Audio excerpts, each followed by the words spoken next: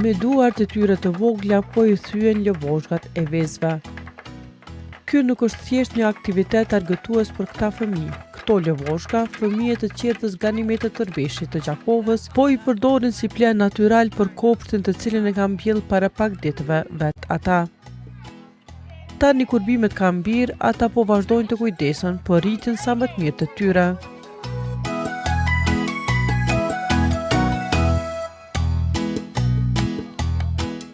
Krijimi i bashqës në oborrin e Qerdhës është një projekt i cili nisi si mundësia më e mirë që fëmijët të mësojnë për rëndësinë e tokës dhe të mirat që sjell ajo për ushqyerjen sa më të shëndetshme.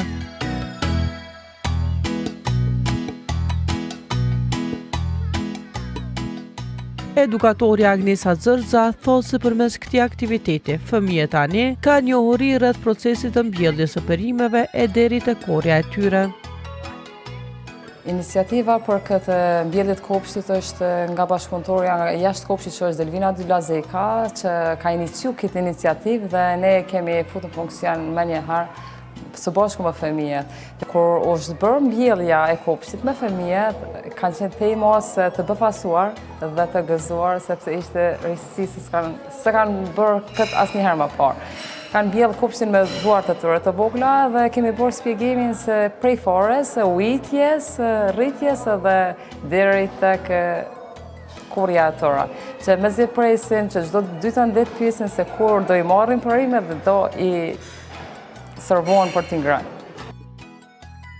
Edukatorja thotë se këto perime do të shërbihen për vetë fëmijët.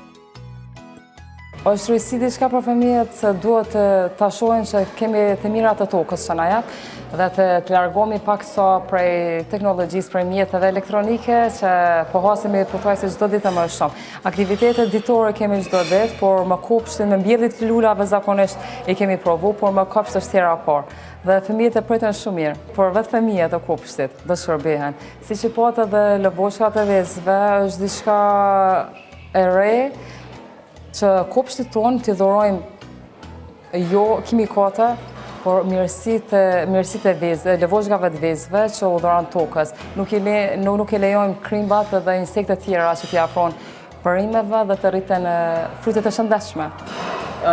Përveç mbjelljes, a për kujdesen gjatë kësaj kohe? Patjetër që po, kur kemi kohën e lirë që përfundojmë aktivitetin, dalja në obar, lozja atyre në lodra, vazhdimi i ujitjeve të perimeve dhe shikimi se sa janë rrit, cili kanë mbjell karrota, qep, trangujt dhe sa kanë zhvilluar rritjen e tyre. Sa ju pëlqen? Shumë ju pëlqen, tepër se është atraktive për ta. Se secili e potencon, unë kom mbjell këtë perim, unë këtë perim, edhe e ndjen veten shumë mirë. A i konsumojnë kështu? Patjetër që po, so servohen edhe tek kuzhina që i hajnë pothuajse çdo ditë, edhe secili kanë preferencat e tyre, po i konsumojnë.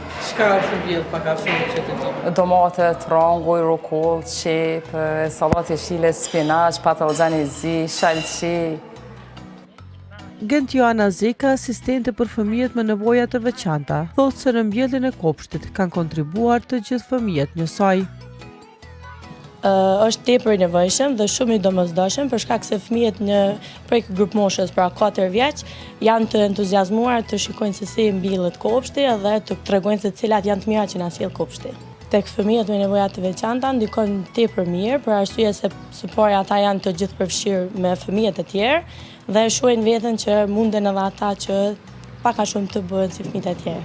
Sa kanë qenë përfshirë përgjithësi gjithë fëmijët në këto aktivitete?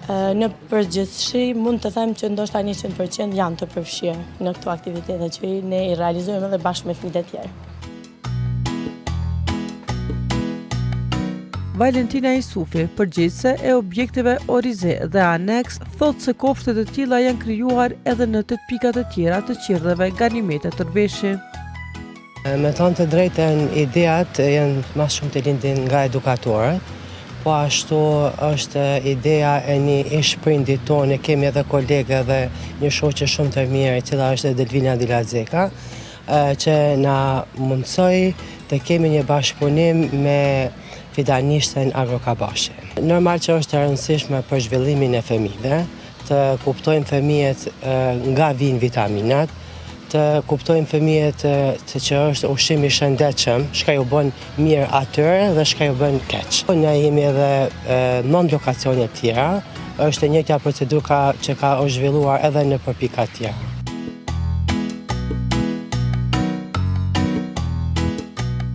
Brenda këtyre dy objekteve është krijuar edhe një kopsht më i madh nga vetë edukatorët.